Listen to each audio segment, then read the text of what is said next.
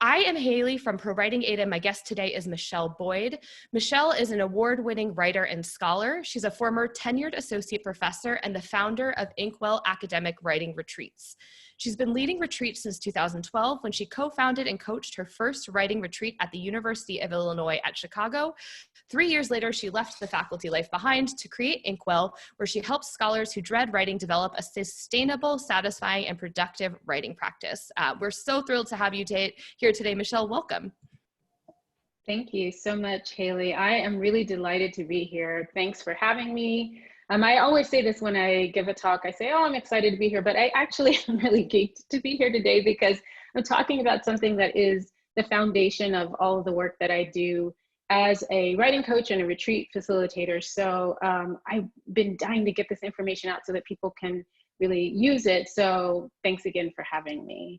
I'm going to go ahead and share my screen now so you can see the slides. So I am here to talk about going beyond productivity, how to build a joyful writing practice with social writing. And before we get started, I'm just going to ask you to do a couple things. First, I'm going to ask you to just close the door and get ready for our time together. And what I mean by that is lots of us are operating in spaces where it's difficult to concentrate. And so whatever it is that you need to kind of focus in on this moment, my experience with academic writers is we don't have a lot of time to kind of talk and reflect on our writing process. So, and to do so without judgment or shame or worry about what other people are thinking. So I don't want anybody to rob your focus. So turning off the cell phone, turning off your notifications, putting in your headphones, whatever it is you need to do to get the rest of your life, your work life, your personal life out of your head. Please go ahead and do that. The second thing I'm going to say is I know that at least for me, it's the middle of the day. There are typically 1,000 things going on that I need to keep track of. So I want to ask you to sort of just collect your attention. One of the things that I often suggest to writers who have ideas pop up when they're in the middle of their writing and they don't want to let go of is that they create a parking lot. So I'm going to ask you to create a parking lot for whatever it is that is grabbing your attention. Maybe you haven't quite been able to let go. Drop those thoughts into a document or a piece of paper so you can let them go and focus in on what we're talking about here.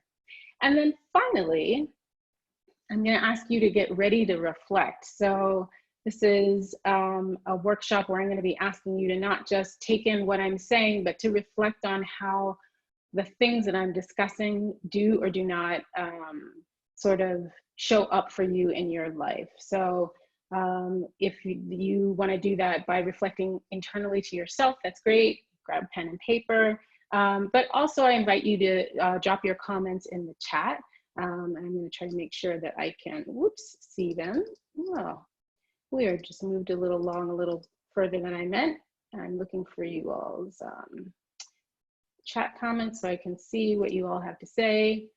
And if you're a lurker like me, I'm one of those people who, when I get online, I'm not necessarily actually all that talkative. That's fine too. Just I'm going to ask you to make sure you read through the comments, because being able to hear what other people's experience with their writing is, as you will see, can really shape what our experience of the writing is as well. So today we are going to be talking about 4 things.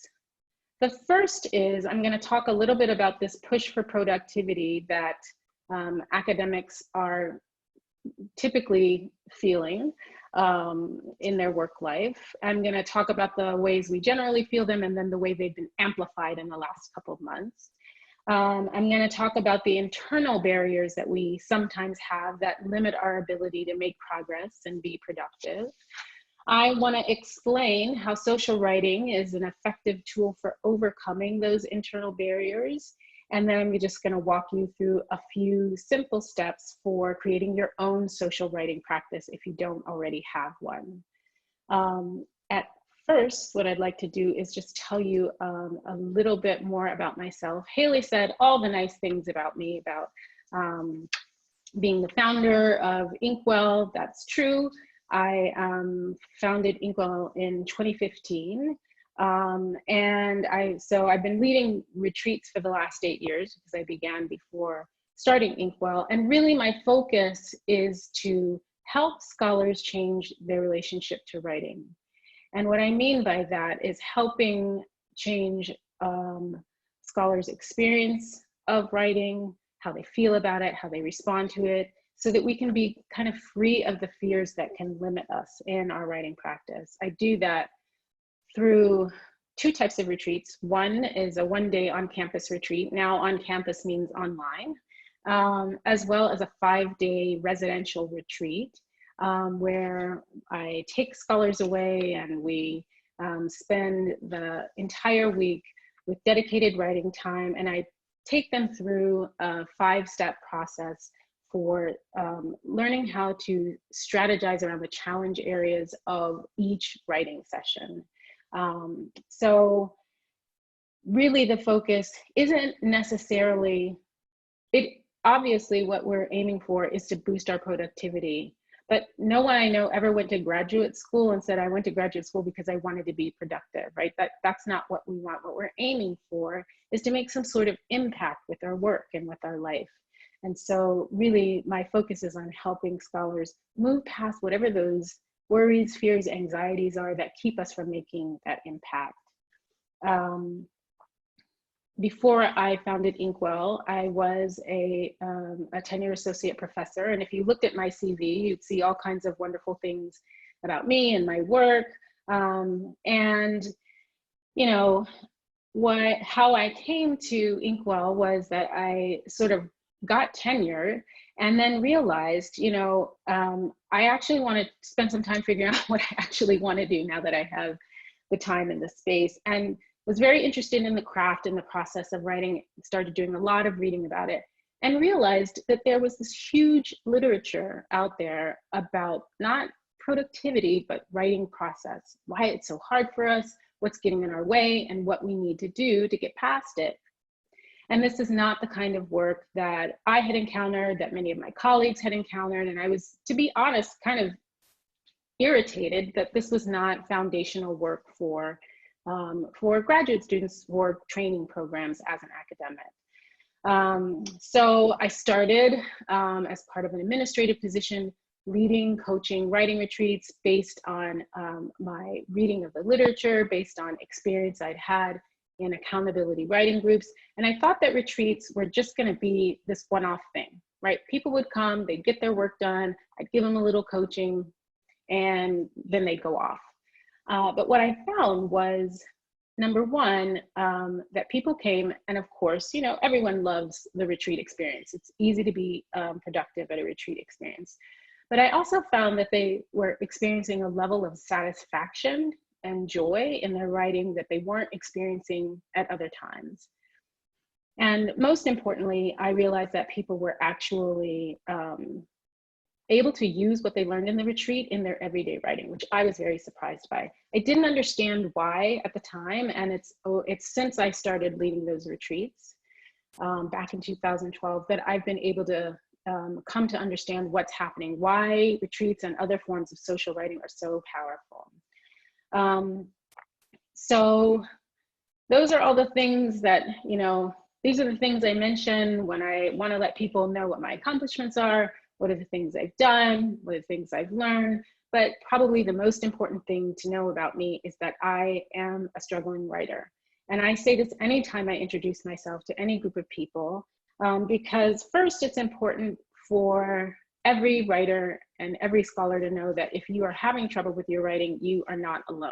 And that is not something that we typically talk about in academia.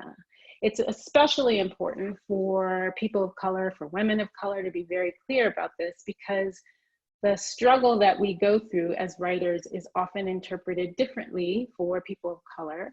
And it's often interpreted as a lack of capacity rather than just a learning moment. And so we have to have strategies for managing whatever those struggles are. And I also want to be very clear and always be saying aloud that it's possible to struggle and be successful at the same time. And we don't really talk about that. We don't really say that out loud. We tend to privatize all of our struggles in academia and publicize all of our accomplishments. So I still struggle with my writing. I am someone who is always going to be a recovering binge writer. I'm slow. It took me a long time to finish graduate school. I still have these struggles. I was still able to be successful as a faculty member with those struggles. The thing is that I now know how to manage them, and they don't prevent my writing from happening. And that is something that everyone can achieve. The idea is we typically, when we encounter fears and struggles, we want to get rid of them. But the trick is not to try to get rid of them. The trick is to accept that they're here, but not let ourselves be managed by them. And that's what we're going to talk about today. So I want to say a little bit about the push for productivity that we face as academics, and that we are particularly facing in this particular moment. So one of the things that we have experienced in the profession over the last 10, 20 years is a work speed up, like the requirements that we have to meet as graduate students, getting jobs for the, finishing the degree, getting jobs for the first time, and also as faculty members to earn tenure, have expanded in the last 20 years. So the push for productivity is something that exists generally for academics.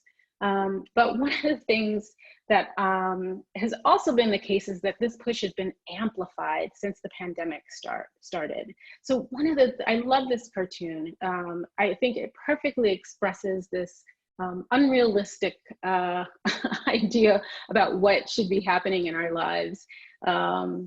And one of the things I'm hearing both from scholarly writers as well as creative writers is this idea that there are a lot of shoulds happening now, right?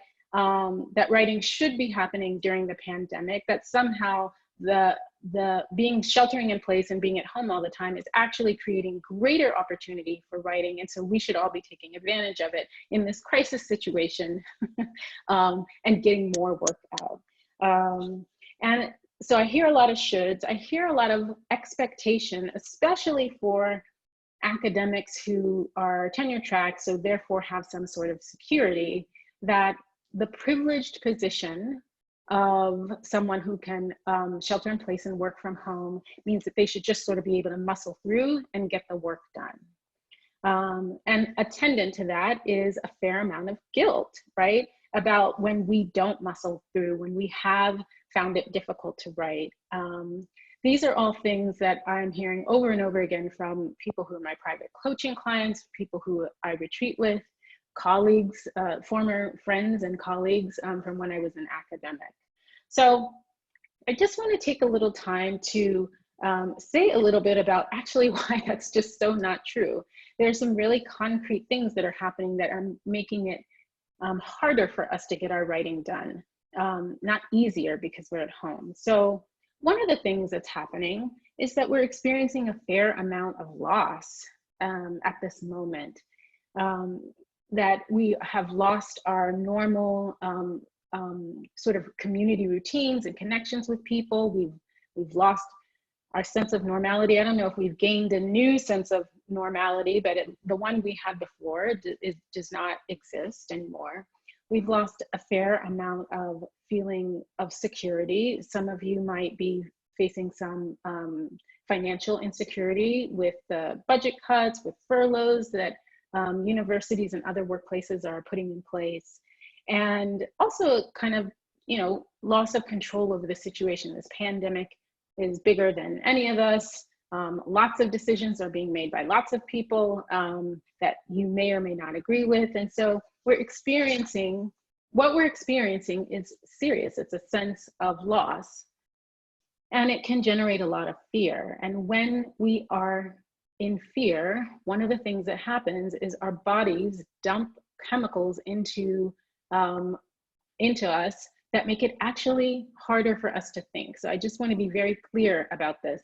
It is just biologically more difficult to think when we are operating from a space of fight or flight.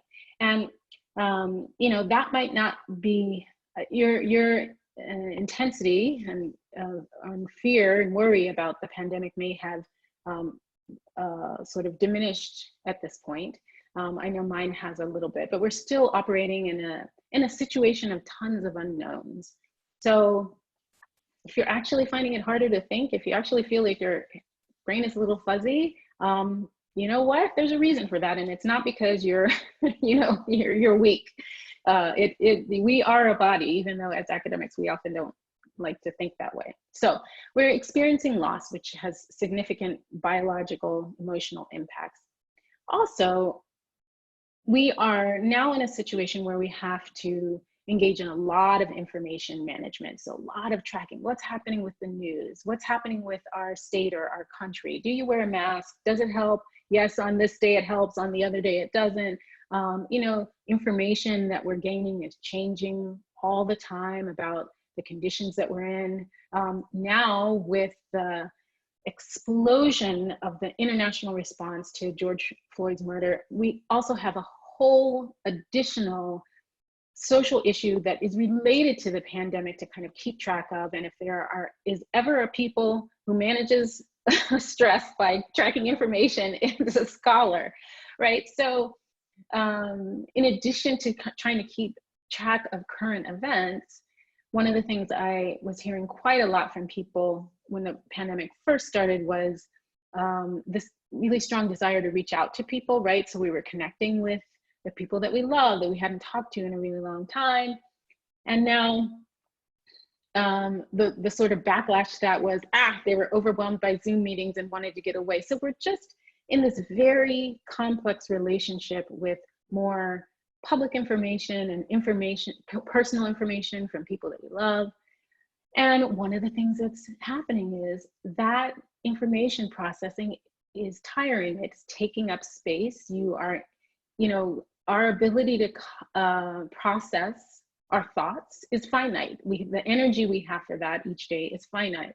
So if we're putting a lot of attention on that in a way that makes a lot of sense, we should be doing, right? It leaves us less energy for the cognitive processing we need for writing. Again, we're in a body. We're not just a brain, we're in a body. So we're experiencing loss. We have this additional information management we have to engage in. Add to that increased responsibility, which looks different for different people, but it can include now having to care for and educate young people, you know, who you used to send to school. You might have the caretaking of an elderly person now that you need to be responsible for. So we have an increase in domestic responsibility. If you were teaching when the pandemic started, you also had to undergo a significant shift in your pedagogical responsibilities, your responsibility as a teacher. Not just having to learn a new platform, but one of the things I heard quite a lot from scholars was also wanting to take care of their students, right? And who were having a really hard time managing what was happening. If you were an administrator, the increased institutional responsibilities can, I think, overwhelming doesn't even, you know, get to it. Not to mention the kinds of responsibility we need to take for members of our family and for ourselves to kind of manage our emotions. Now, there's a lot of literature, faculty development literature, which shows that, you know, scholars say a lot, I don't have time to write, and we actually do have more time than we think. But the work that I've just described, honestly, actually is taking up more of your time. So your body is not cooperative, you have less time. So it, again, makes sense if you're having trouble writing. And then finally, the thing that I'm sort of most interested in as somebody who helps scholars kind of create space for writing, the way that our routines and our workspaces have been disrupted also has made it incredibly difficult to maintain any kind of writing routine that you might have had.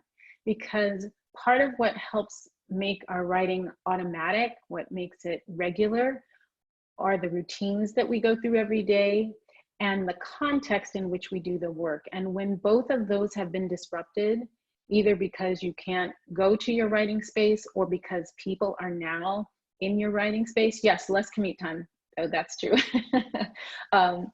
Because people are in your writing space, that makes it more difficult to write. It means that you have to exert more effort in order to get the work done than you would have before. So here's the thing, the point I'm trying to make, and I think it's worth spending this time on this, even if you felt like I was hammering you over the head. And that's because I really want to disrupt this idea that if you are getting less work done now than you were before, there's a reason, and it doesn't have anything to do with your, your weak character. And just add on top of that, this is a feeling, this is a sentiment that I hear pretty frequently, not frequently, that's every time there has been a large national response to the death of a Black person at the hands of the police. One of the other things that I hear, Haley and I were just talking about this before you all came on, is this also very confusing and competing sense that we've still got to get the writing done, still the most important thing for you to do as an academic, and yet it can feel like it's the least important thing to be doing at all. So just a lot of pressures, a lot of things making it harder for you to write that are contextual, right? That we need to be aware of as we're sort of figuring out, well, how do we respond to that? So now, as scholars, one of the most well-known and effective ways to boost productivity is to try to implement a sort of accountability strategy. And there's lots of research that shows, sort of championed by Robert Boyce, but not restricted to him, that shows that when we share our intentions with someone else, and then when we check in our writing intentions, what we're going to do, we do our writing and we come back and we let them know, right? We're accountable to them. We tell them what we did or did not do. We are likely to write more often, and we are likely to produce more writing. And accountability is a really great strategy for helping people who just need a little help getting to the chair, right? But if you are somebody who deals with internal writing barriers, if you have any sets, I'm going to say more about what internal writing barriers are, they can sort of leave you in this position that, yes, you're in the chair, but you're still unclear, what do you do? There's still the moment of writing that accountability is a little less effective at helping us with. It sort of can leave us with a lot of questions and lack of clarity about what it is that we need to be doing. So I want to talk a little bit about what the internal writing barriers are that can limit our progress and kind of how they get in our way. So the first set of internal barriers are these feelings of fear and self-doubt. And all of these are quotes from people that I've worked with, that I have facilitated retreats for, and they're really representative of conversations I hear a lot from scholars. So the first set of internal barriers is, as I said, fear and self-doubt. So feeling stuck in your writing, and that can look lots of different ways. Getting to the beginning of a writing session and not knowing how to start, being in the middle of a writing session and coming up against a barrier and not knowing how to move through it, getting bored or frustrated. There are lots of different ways that we can look stuck and that we can feel stuck. And the sense of not knowing what to do can be really distracting and distressing. Another form of stuck that I see, particularly among people who are doing research that is on some sort of atrocity or brutality in a community that they're a part of, is just an overwhelming sense of rage or sadness when they sit down to do their work, right? Very difficult to manage. So one, the sense of feeling stuck. A second way that fear and self-doubt express themselves is the sense that nothing is good enough. And in the second and third sentences, what you see are first, the sense that our work is never good enough. I literally just had a conversation with a scholar and I hear this all the time, who said, you know, I can get my work done, I get my writing done, but it never feels like it's enough. I always feel like I should be working. I never feel like I can like take the day off. So the sense that, and this is part of the language of productivity, right? All productive means is you do a lot, you make a lot, you put out a lot. And so when we have such an insatiable concept of what our work is supposed to look like, it's easy to fall into this pattern of feeling like it's not enough. Another form of not feeling enough is captured by the third sentence, which is not that just that the work isn't enough, but often the scholars I talk with themselves feel like they are not enough, that they feel like they're an imposter, that they're not good enough, that at some point, you know, the lid is going to come off and people are going to know they're not as good as everybody seems to have been fooled into thinking that they are. These two senses of not having enough mean that what scholars are often feeling is never feeling satisfied by the work, never feeling satisfied by what they've done or by what they've put out. And actually this one, I sort of realized this last one doesn't really fit into fear and self-doubt, but I wanted to put it anyway because it's a strong emotion that people feel, that I hear all the time, that it really is just lonely sometimes doing your writing all by yourself. Even if you're working with a co-author, it can often be the case that we're doing the work all alone. And of course, the pandemic for some people has amplified that condition. So part of what I want to say here is it's totally reasonable if sometimes you wanted to avoid your writing. These are tough feelings to deal with. And what people often end up with is this sense, this position where the only thing that gets them to write, because there's nothing satisfying or pleasant about it, are having a deadline and basically scaring themselves into getting the work done. So first, before I go on, I just want to check in to see, do the things that I'm describing resonate at all with your experience? Let me know in the chat. All right, I'm getting a couple yeses. All right, so I'm not off. Oh, yeses and exclamation points. Okay. Number one resonates. I know people have a hard time with this, you know, just knowing what to do. Okay, good. I just want to make sure that I am not off base. So here we are. These are feelings that are common. These are all things that I have felt myself, felt them this week while I was writing, even though I'm a writing coach.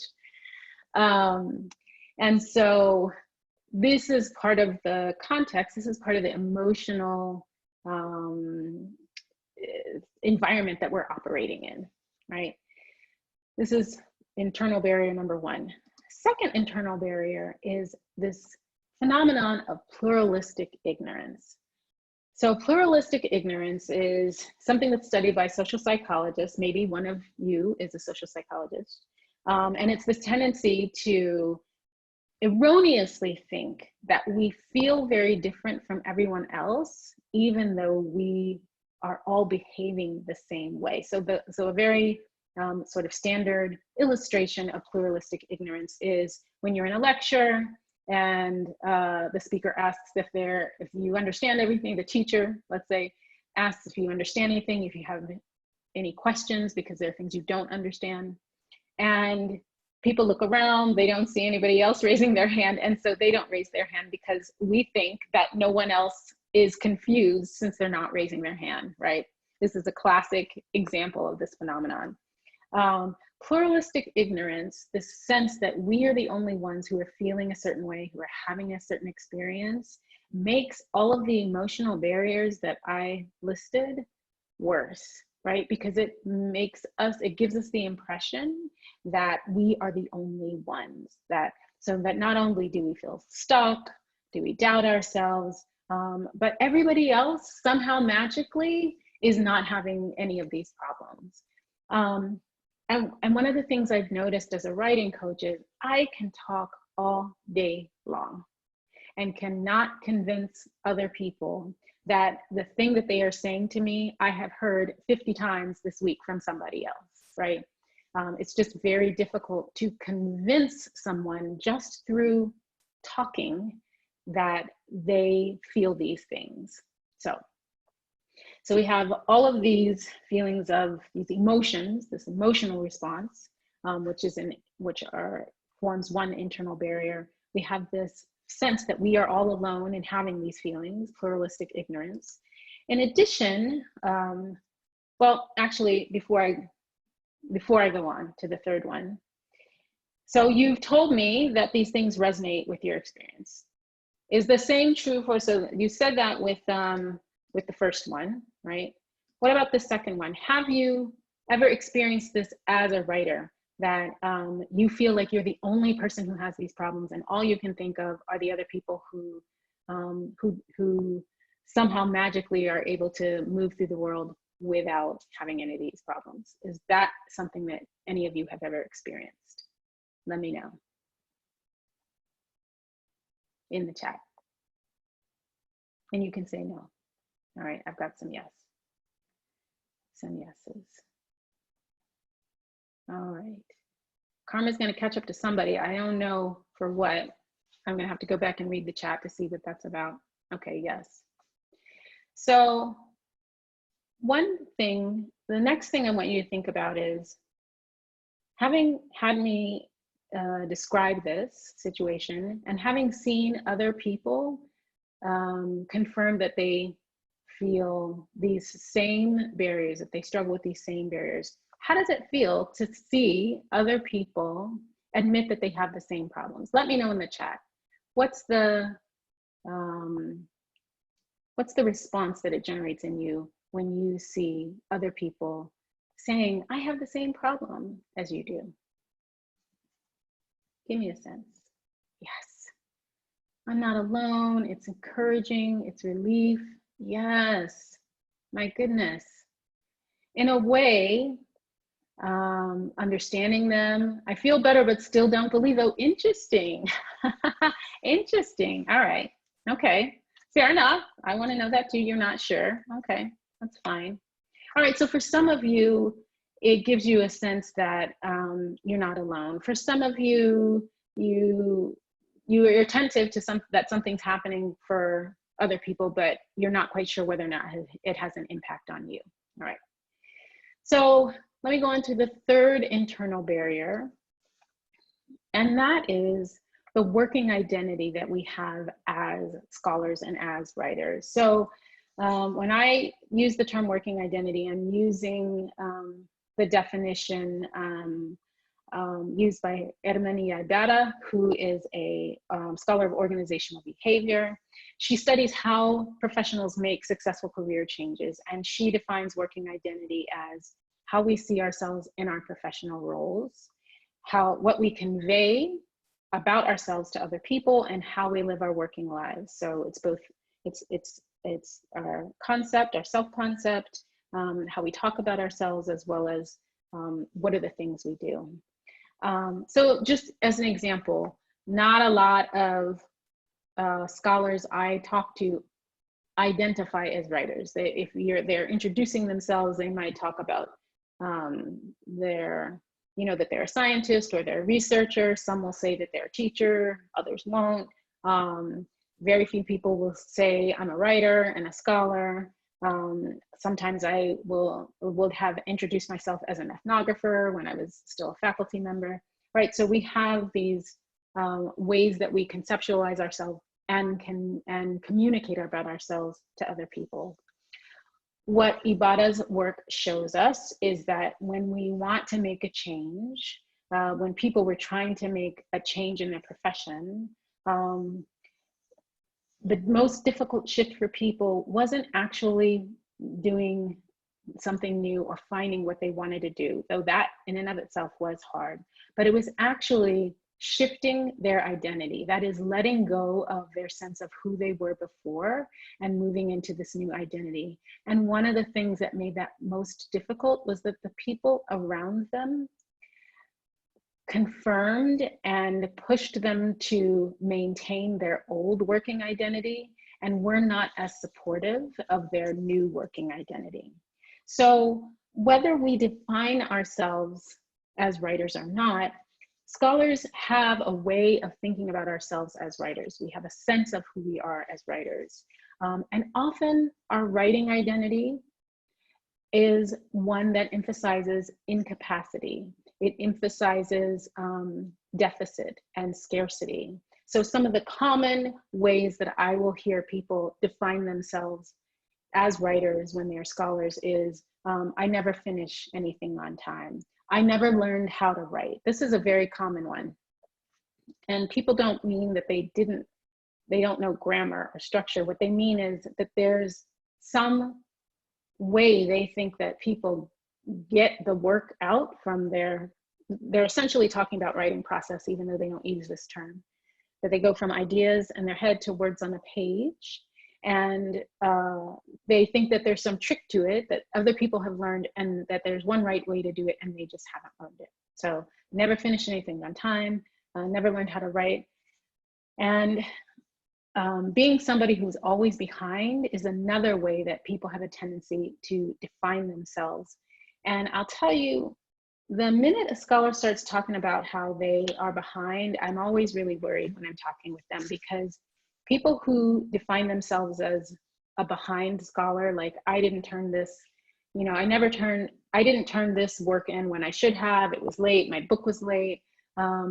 If they are in the process of finishing something that's behind, I'll tell you what, it is almost impossible for that person to ever feel satisfied by their work. It's a big struggle when people kind of take on that identity that this is who they are at their core. So in summary, we've got, when we sort of operate in this professional culture that really pushes the importance of constantly producing, we are living in a moment where we are being expected, or at least we feel the expectation to produce more and more because of our very local circumstances. And although we have some very strong conventional strategies for helping us boost our productivity, if that's what we decide we want to do, that strategy is not very effective in helping us move past our fears and our self-doubt. It's not very helpful in helping us feel like we're not the only people who are suffering from these struggles.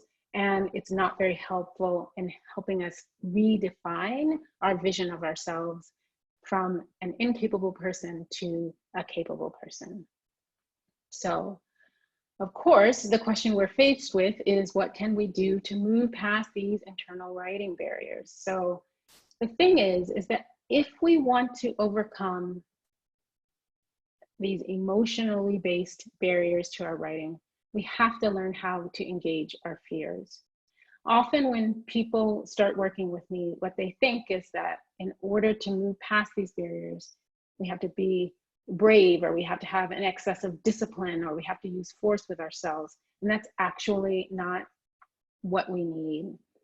The opposite of feeling fearful and worried isn't being courageous, it's trusting that we can adopt our process and move through whatever those barriers are, and we will come out on the other side. So it's not courage, it's trust. It's trust in yourself and trust in your writing.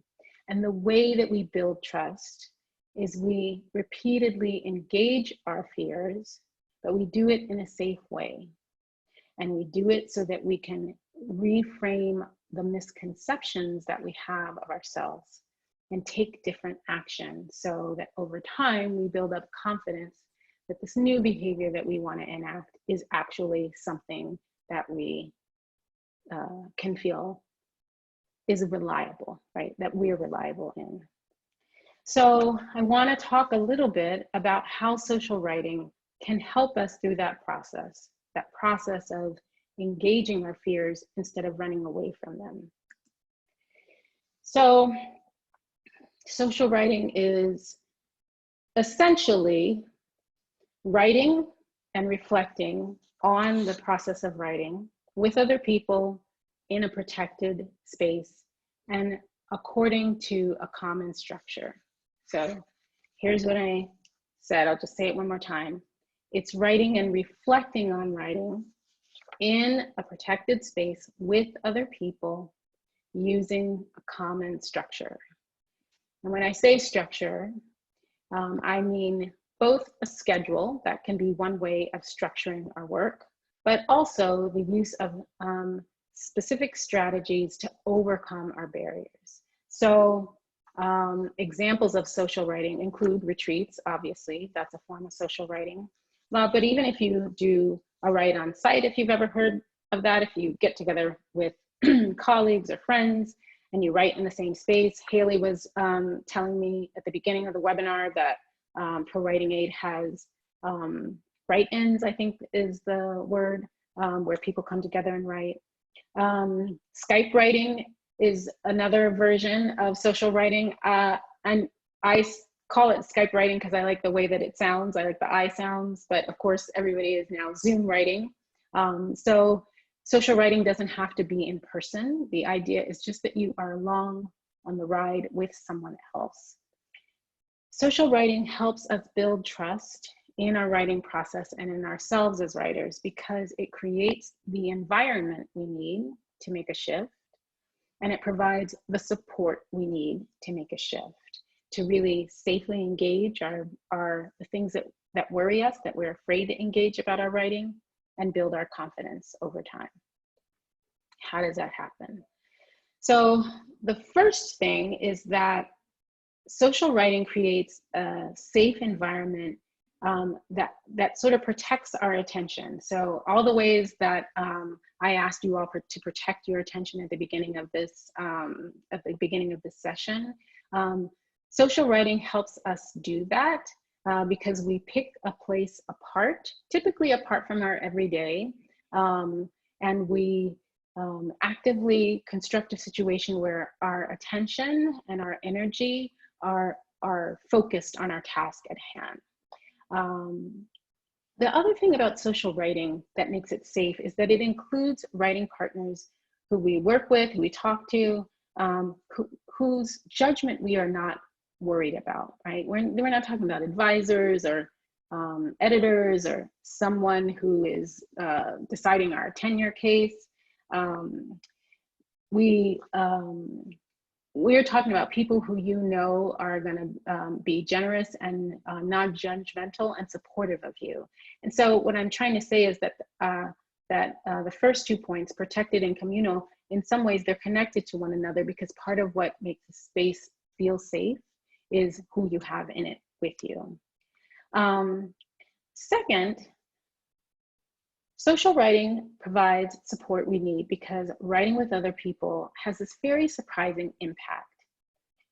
Often we tend to think of it as that it provides accountability, like there's somebody else there who's writing, and so we've got to write too.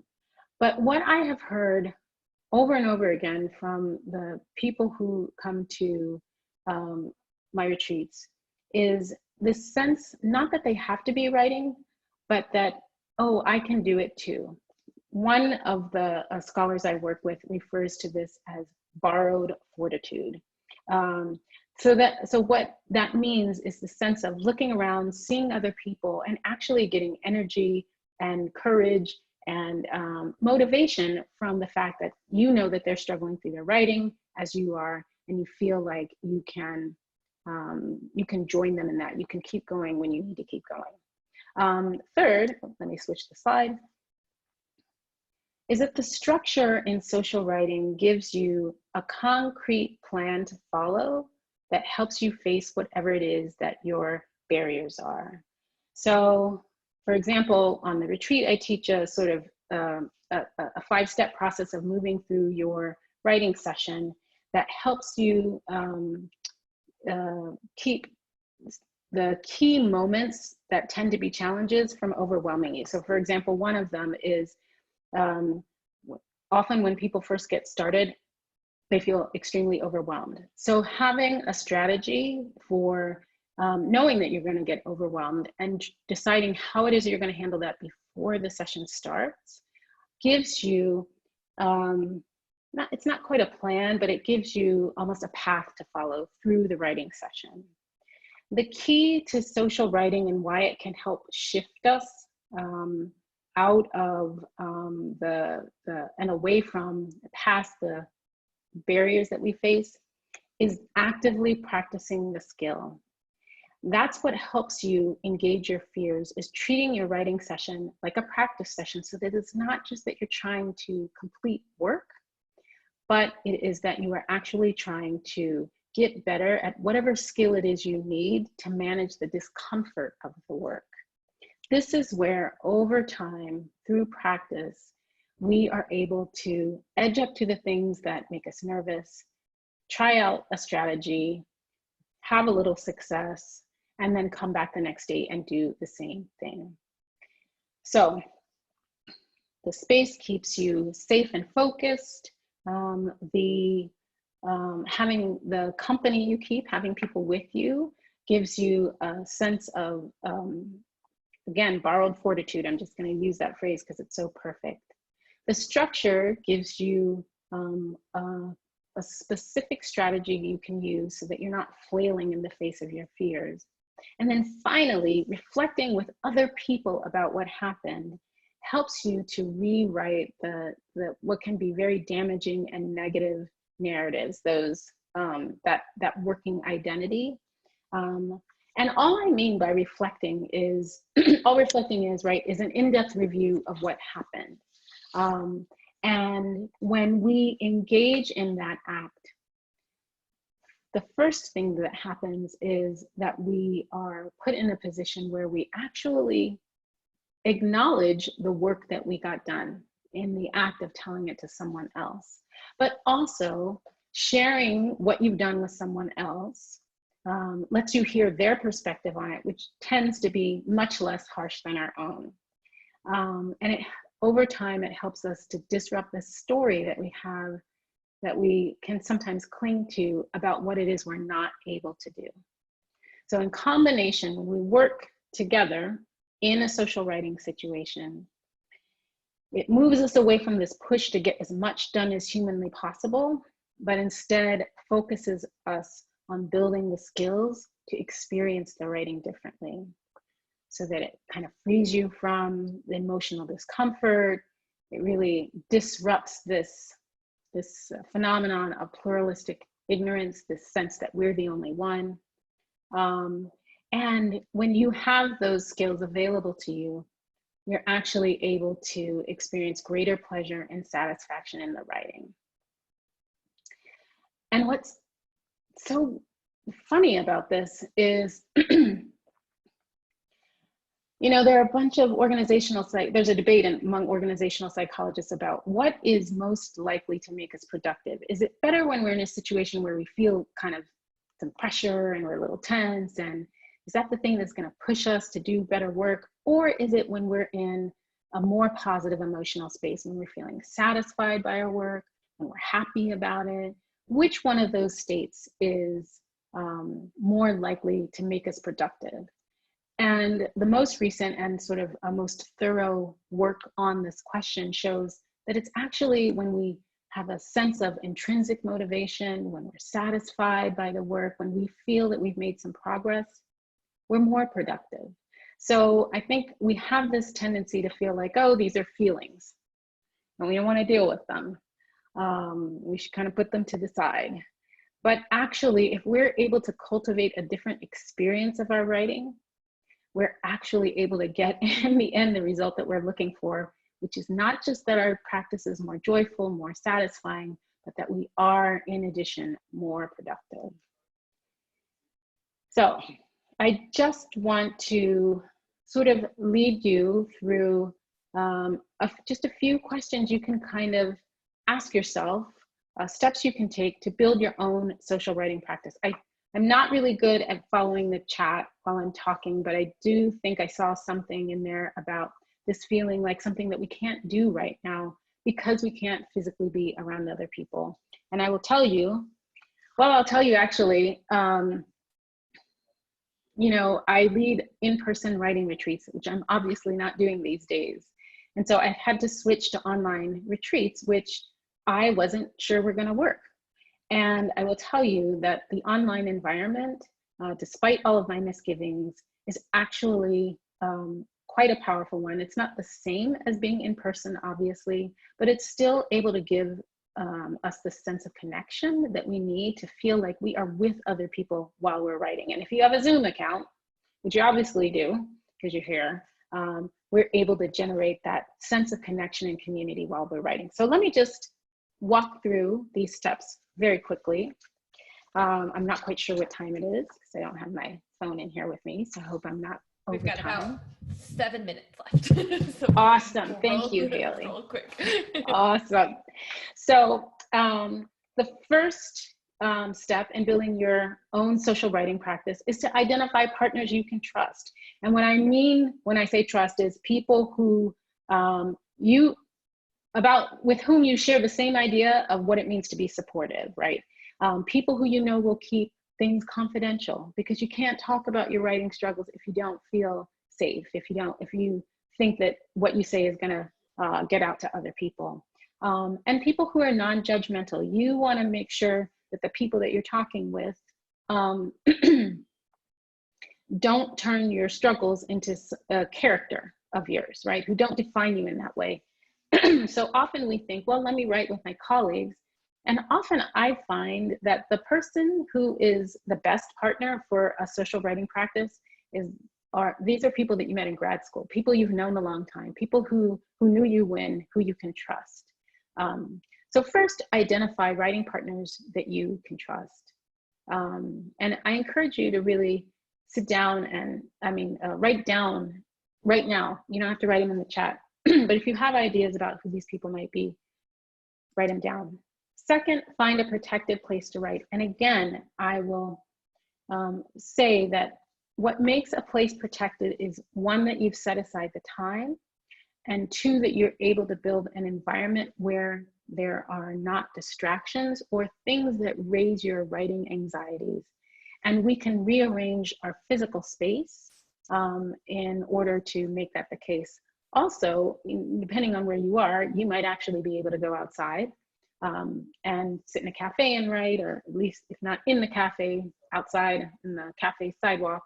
So when I say protected, some people really like to write in an environment where there's a lot of ambient sound, and some people need it has to be library quiet. So what the space looks like is particular to you. So think about what space helps you feel most focused in on your work and less likely to think about all the other worries and fears you have about writing or about work. That's the space that's a protected space for you. Third, you want to write alongside your partner. And I really mean have the visual of your partner up in the left-hand corner of your screen if you're doing it virtually. Physically be with your writer at the same table or where you can see that person. You want to feel like you're actually with them. And so the visual, I find, is a pretty important thing here, not just texting someone and being like, oh, we're writing at the same time. Pretty straightforward, write with your partner. Next, you want to share and practice strategies. Again, this is where over time we learn to move past whatever our barriers are. So it doesn't have to be formal. It's formal for me because I'm a writing coach, right? But you literally can just sit down with your partner, talk about something you're worried is going to happen, talk with them about one thing that they've done, and try that out. If that doesn't work for you, there are tons of strategies, free strategies in my blog that you can go and read it now, that you can just go and pick them up for various barriers that people encounter with writing. The point here is, again, that you want to turn your session into a session where you're practicing the skill and not just producing the work. And then finally, you want to make time for reflection. Again, it doesn't have to be complicated. All you need to do is review what happened and share it with your partner so that you both are building a new vision and a new understanding of what your experience is in your writing. So if you need a little help with that, as I said, you can check out the blog, you can sign up for the newsletter. It comes out bi-monthly.